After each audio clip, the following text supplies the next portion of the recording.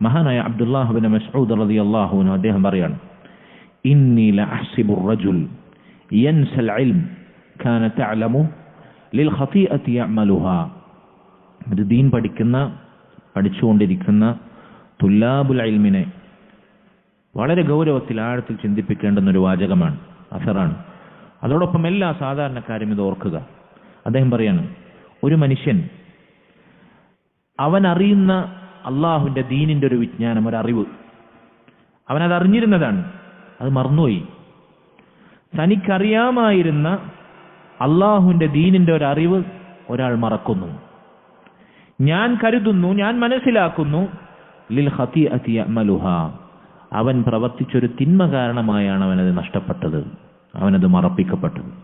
അതുകൊണ്ട് നമ്മൾ ചെയ്യുന്ന തിന്മകൾ കാരണമായി അള്ളാന്റെ ദീനിൽ നിന്ന് നമ്മൾ അറിഞ്ഞ അറിവ് വരെ നമുക്ക് നഷ്ടപ്പെട്ടു പോകുന്നതാണ്.